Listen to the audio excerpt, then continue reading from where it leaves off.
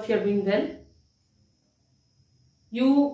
This is our second video which I am posting you. Kindly go through the video. Kindly read the book once. The main important thing is you have to read the book once, because we are covering the course book. This is covering of the course book. So you have to listen to the video and read the book. If you don't understand, play the video again and again, and then if still then you have any doubt, you post your questions in the WhatsApp group. Then we'll have a live interactive class. There you can ask me your questions, any doubts, then I will clarify your doubt. And for that live interactive class, I will notify you in the WhatsApp group. So don't panic. The Zoom ID, password, don't panic. We will update you time to time. We have to cover the portion, and then just you go through, read the book, because the main problem where it lacks is you don't go through the book. You just listen and then throw it and keep it. Please read the book, and still then if you have any doubt, make it a list, write it down in your notebook, and then we'll solve it one by one. So in the earlier video, we had learned that the greased cartridge was given by the Britishers to the Indian sepoys to use it. And the Indian sepoys or soldiers mostly comprised of the Hindus and Muslims. And the greased cartridge, in the earlier video I have posted you how it is used. I have posted this one video in that video. So how it is used. So before opening, before biting off the wrapper, before putting the cartridge in the tube of the rifle, the soldier has to bite off the wrap.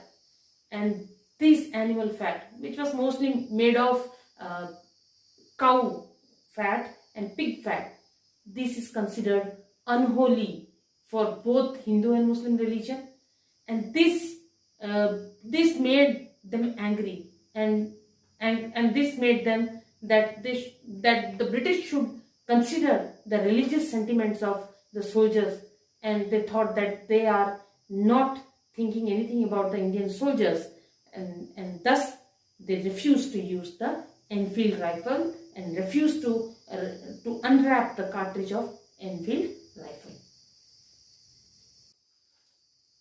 So, coming to the next part of the book. On 29th March 1857, a soldier or sepoy named Mangal Pandey at Barakpur called upon his fellow soldiers to rise in revolt against the use of the new cartridge. The revolt spread to large parts of India. Several British officers were killed and arms and ammunition were seized. A large number of people, farmers and soldiers alike, gathered around the Red Fort in Delhi. So, when Mangal Pandey was called to use the cartridge, he refused. As a result, he was beaten by the English soldiers. This grew the resentment. Resentment means anger. Anger grew within the soldiers. Mangal Pandey, he called all his fellow friends, all his fellow soldiers, he called them, and he told that we will, as a group, we will deny the use of Enfield cartridge. And soon, when the English, they forced them to use the Enfield cartridge, these soldiers denied. As a result, the soldiers and the British soldiers had a clash, and many British officers were killed. And then the arms and ammunition. Arms means weapons, ammunition means used by weapons. The things like bullets and all, it is used by weapons. So the Indian soldiers seized all these things. And this was not only introduced in Barakpur. Barakpur is placed in Bengal, where this whole episode started. Mangal Pandey was at that time in Barakpur, and this thing started. And when the soldiers in other places, Meerut and Varanasi, Awadh, when they came to know that the group of soldiers in Barakpur, they are denying the use of Enfield cartridge, they also started to deny.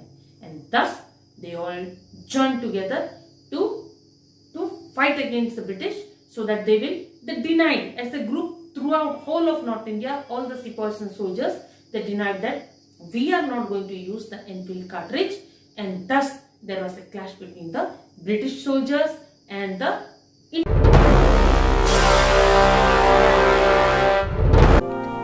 Mangal Pandey is one of the most famous figures of this uprising who attacked the British regiment. He was later arrested and hanged. This uprising came to be known as the Sepoy Mutiny or the Revolt of 1857. Soon after, another regiment revolted. 90,000 men from the Bengal army joined the mutiny. In the following year, the title of Viceroy was bestowed upon the Governor-General of India by Queen Victoria. She introduced a policy of divide and rule which prevented Indians from uniting to rebel against her. Now, a large number of soldiers, farmers, peasants, weavers, artisans, craftsmen, because they were snatched out of their livelihood. They were unemployed. British took away everything, and these people were left with no work, no food. That's why they all joined with the British, and finally they gathered at Red Fort, which is in Delhi. There, all the gathering, they went there. After gathering there, they declared Emperor Bahadur Shah II as the Basha of India, because before the advent of British, before the coming of British, it was Mughal rule in India. So Bahadur Shah II, they made the Indians and the soldiers, they made him their emperor with the title of Shahenshah-e-Hind. He was accepted as the symbol of Hindu-Muslim unity at that time, because the British were doing so much of atrocities. They were torturing India. They were depriving, they were denying India of all their facilities which was from India.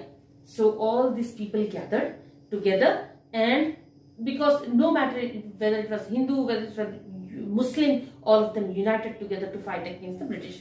Although the revolt was widespread, it was crushed by British. It was in this, the revolt of 1857 or the Sepoy Mutiny, half of North India took part in it. But it was not that organized. So it was crushed by the British. The English East India Company was better armed and better organized.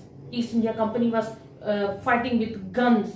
They were fighting with tanks, with this one. But Indians were fighting with bow and arrow, with spears and all. Britishers were very well equipped. They were having nice kind of arms and ammunitions. Rani Lakshmibai of Jhansi died fighting, and Nana Sahib, who led the rebellion from Kanpur, was defeated. Those who, in the revolt of 1857, all those who took part, from Jhansi, from Nana Sahib, and from Begum Hazrat Mahal, because it was not a unified struggle. There was no strategy, no planning, no plotting. All of them were fighting independently for their own reasons. That is why it was crushed. Rani Lakshmibai of Jhansi died fighting, and Nana Sahib, who led the rebellion from Kanpur, was defeated. Hazrat Mahal, also known as Begum of Awadh, who had the biggest army among the rebel leaders, was also defeated. The Mughal Emperor Bahadur Shah II was tried and found guilty. A case was lodged against him, and then he was sent to exile in Burma. Nana Sahib and Tatya Tope, better known as Ramchandra Pandurang Tope, also played a significant role in the revolt of 1857. All these people from their respective provinces, they came up and then they fought against British. But finally, the British, because it was having a big army and sophisticated weapons, sophisticated modern weapons of that time, they were having all these things, and that's why they crushed the revolt of 1857. So children, the revolt of 1857 was crushed by the British, and it became a very big failure. So there were various causes for the failure of 1857 revolt. What was the causes? First, no unity. There was no unity among the rulers who took part in the revolt of 1857. They just were fighting for their own interest. Rani Lakshmibai was fighting for her own interest. Tantya Tope was fighting for his own interest. So they did not coordinate among themselves. As a result, there was no solid strategy, no solid plotting, and thus it led to the failure of the 1857 revolt. Now, the British were well equipped with modern arms and ammunitions. But Indian soldiers or Indian rulers, they were not having good weapons. They were using bow and spears. This also led to the failure of 1857 revolt. Now, when Rani Lakshmibai when Tantia Tope, Nana Sahib, all these were the Begum Hazrat Mahal, when they all were struggling on their own with their soldiers and with their from their kingdoms. The other states, other kingdoms, they did not cooperate. They did not cooperate to these fighting rulers, and as a result, they became alone, and this led to the failure of the revolt of 1857. But the revolt of 1857 brought something positive also. It benefited the Indians also. How? First, because the British were torturing every people, whether it was farmers, whether it was artisans, peasants, craftsmen, tradesmen, everyone, soldiers, all of them unified, all of them united together against British. They united together to fight against British. And one unique thing in this, the struggle of 1857 is the farmers whose main job is to cultivate crop and to feed the nation. They were so deprived, they were so much deprived of the resources, they were so hungry, they were so tortured. They too joined the struggle of 1857. And then the third thing, a good thing which came out of the revolt of 1857 is the feeling of nationalism. Now from the child, from the woman, from the old to every section and every people of India, they felt now we are Indians and we have to drive away the British. And all of them joined, united together to fight against the British, and this was the positive result of the 1857 revolt. So, now we'll read that how did the social reform movement start? Social reform. There was many ill practices in the society. Reform means to change. Now it was the turn to change the society. If you want to do something good, if you want to, now, for example, this period, we are going through lockdown. We have to change our behavior. We have to reform ourselves. Earlier we were anywhere, we can have our food outside, we can go anywhere to parties, picnics, anywhere we can go, to anyone's house, to our relative near and dear. Now, even to just go near our own relative who has come from outside, we have to think twice. Because this is the need of the hour. The society has become like this.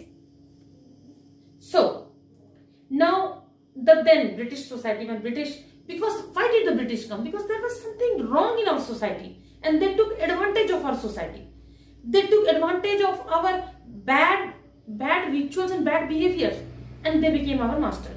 Coming to the book, please see the book also and listen to me. From 1800 to 1900, the Indian society had many social evils such as rigid caste system, child marriage, sati, dowry, ill treatment of widows, etc.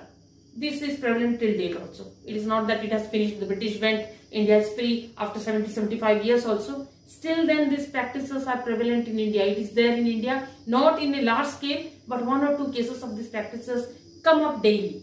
Because here, the rigid caste system, there is still then we have the caste system in India, some belong to the higher caste, some belong to lower caste. We always classify people as per the caste. Then, child marriage. Nowadays it has lessened. But still then places in Rajasthan and Bihar, if you go and see and if you watch news continuously, you will find that children, very small children, the age of, just imagine the children belonging to KG2 or KG1, they are married off.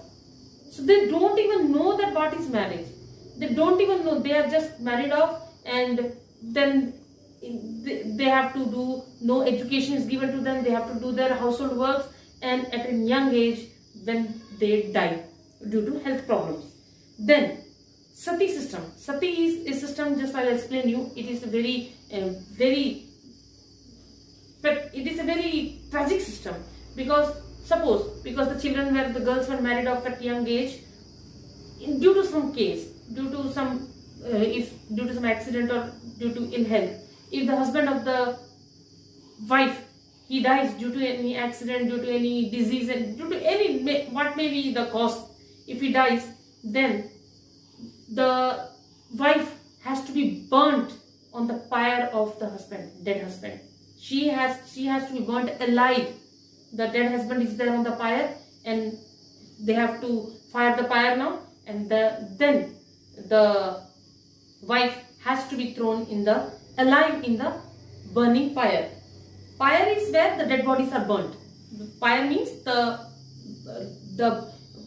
collection of wood on which the dead body is kept, and then it is to be lighted and to be burnt. It is pyre.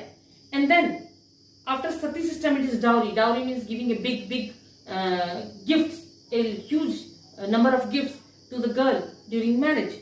And ill treatment of widows. Widows, once the husband has died, then they were ill treated, because the husband was there, the earning member. After he is gone, then the other members have to look after this widow. So they were ill treating the widow. The English had introduced modern education system to the country. Today you are studying in English medium school, because one or the other way it is a gift of the Britishers, because the British, they introduced the English way of education to our country. Educated Indians began to see many wrongs in the society and wanted to bring an awakening amongst the masses against prevalent evils. So this ill practices were very much in practice in those days, and those who were educated, those who studied, those who learned, they thought that if we will not avoid, if we don't avoid these ill practices, we won't develop. So that is why they started to bring changes. They started to put effort. They started to make the people understand that we have to leave these systems so that we can progress. So masses against the prevalent evils. This led to the start of social reform movement. People who wanted to change the society for better were known as social reformers. Now, these people who wanted to change the society, they were known as social reformers. Society, our whole society. Just if I now, because many a times we are using nowadays, all this social media is very much in use, and to make people to use it less is also a big task. So to change any habit of a society, to change anything of a society is known as social reforming, and the persons who initiate, the person who tries to change all these things are known as social reformers. So when the social reformers knew that there are many ill practices in the society, they started a social reform movement. First, the movement to change the society. The ill practices were caste system. Now we discuss about this. The child marriage, the marriage of little kids, sati system, burning of wife on the pyre of the dead husband, dowry system, giving hefty gifts to the daughter while marrying, and ill treatment to widows, ill treatment to ladies or women whose husband died. Now, the action of the social reformers slowly introduced many social and religious reform. Now, slowly they were changing the social and religious reforms. Reformers like Raja Ram Mohan Roy. These all people, the Raja Ram Mohan Roy had studied in India, but he had attained the English education given by British. Raja Ram Mohan Roy, Jyotirao Govindrao Phule, Ishwar Chandra Vidyasagar, and Devendranath Tagore were among many others who spoke out against child marriage. They spoke against child marriage. They spoke against the sati system. They spoke against the caste system. They spoke against the dowry and ill treatment, against all these ill practices which were prevalent in the then Indian society. Now children, we will read, now next see your books. The next topic is when and why